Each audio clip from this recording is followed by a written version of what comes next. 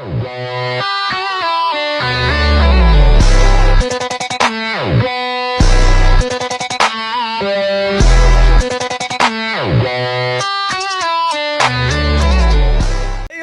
and gentlemen, it's Miss Snigdha and welcome to my new vlog. আজকে আমরা কোথায় আসছি? ভোলাগঞ্জ সাদা পাথর দেখতে আসছি। যে সুন্দর এরিয়া, ছোট্ট একটা জীবন, এর মধ্যে যতটুকু সময় বাঁচে, যতটুকু সময় থাকে, ততটুকু সময় উদযাপন করে আনন্দ করে কাটিয়ে দেওয়াটাই হচ্ছে মুখ্য বিষয়। কখনো কারোর জন্য আবেগ পুষে রাখাটা উচিত না, কারোর জন্য মায়া পুষে রাখাটা উচিত না, কাউকে কষ্ট দিয়ে নিজে কষ্ট পাওয়াটা উচিত না। যতটুকু সময় আছে পৃথিবীতে ততটুকু সময় হাসতে থাকো, ততটুকু সময় বাঁচতে থাকো। এই সুন্দর পৃথিবীতে দেখার মতো অনেক কিছুই আছে যা তোমাকে সর্বদা প্রফুল্ল রাখবে। কখনো মন খারাপ করা যাবে না, কখনো একলা থাকা যাবে না। হাসো, খেলো, ঘুরো, আনন্দ করো, এটাই জীবন। হঠাৎ একদিন শেষ, তুমিও শেষ, তোমার হায়াত শেষ, সবই শেষ। মৃত্যুর পর হচ্ছে খোঁজ খবর। সবসময় আল্লাহকে স্মরণ রাখতে হবে। এটা অনেক সুন্দর, পরিপাটি গোছালো। বন্ধুদের নিয়ে আসছি, হালারা সব গালি বেডিগো পিছা ধরে একলা একলা ব্লগ করতেছি, আর সব শুধু মেয়েদের সাথে। একলা একলা আসছি ভাই, আমার কেউ নাই।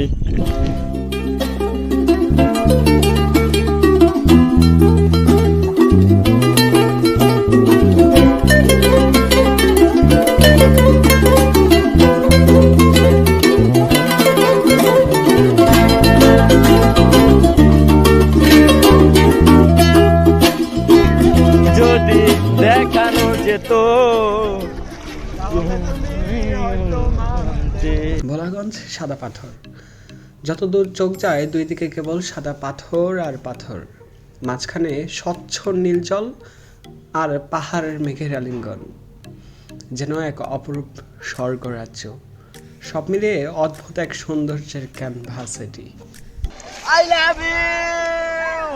এটা একটি স্টাডি ট্যুর ছিল, ডিপার্টমেন্ট অফ ফিলোসফি, গুরুদল গভর্নমেন্ট কলেজ। আমাদের ফার্স্ট ইয়ার থেকে শুরু করে ফাইনাল ইয়ার পর্যন্ত প্রত্যেকটা ব্যাচ এখানে অ্যাটেন্ড করেছে।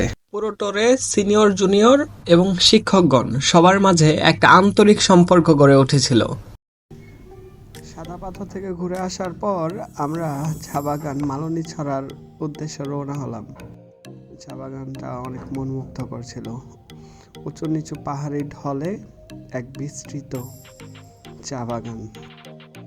আমার জীবনের সবচেয়ে বড় স্বপ্ন হলো নিচের একটা বাড়ি হবে, নিচের একটা রুম থাকবে, দক্ষিণমুখী একটা জানালা থাকবে, সেই জানালা দিয়ে সবুজে ঘেরা প্রকৃতি দেখা যাবে, আর আমি মুগ্ধ হব এতে বারবার। এটা হচ্ছে জঙ্গলের সবচেয়ে উচ্চতম জায়গা, পাহাড়ের সবচেয়ে উচ্চতম জায়গা। ওই যে এখান থেকে পুরো নিচে তাকালে দেখা যায় যে পুরো খাড়া খাদ।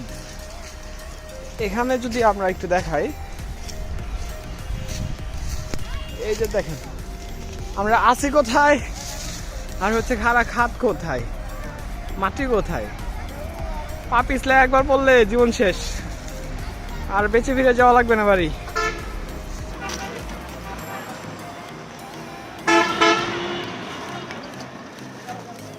তোমাকে প্রচন্ড মিস করতেছি এই গহীন বনের চায়ের আস্তরণে।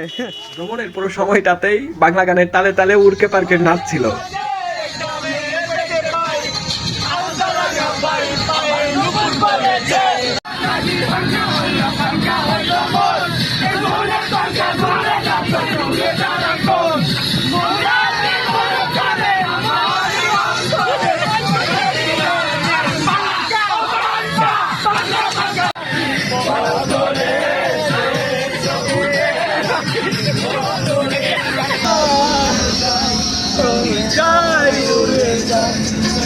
সমাধি ছেড়ে পরের শিকল ছিঁড়ে পাখি যায় উড়ে যায়।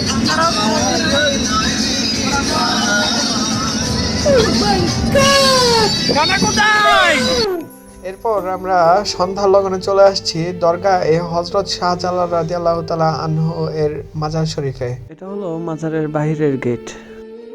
ভিতরে ঢুকতে না ঢুকতে চোখ পড়লো আমাদের মতো হাজারো পর্যটকের। জায়গাটা অনেক পরিপাটি এবং সাজানো গোছালো ছিল। এই অংশে ছিল হাজার হাজার কবুতর। লোকমুখে শুনতে পাই মাজারের এই গজার মাছগুলো প্রায় 100 বছর ধরে পরিচর্চিত। এরপর আমরা মাজার জিয়ারতের উদ্দেশ্যে এর ভিতরে প্রবেশ করলাম। সারিবদ্ধভাবে সবাই একে একে প্রবেশ করছে দরগা শরীফ জিয়ারতের উদ্দেশ্যে। এই ছিল আজকের ভিডিও, দেখা হবে নেক্সট কোনো ভিডিওতে।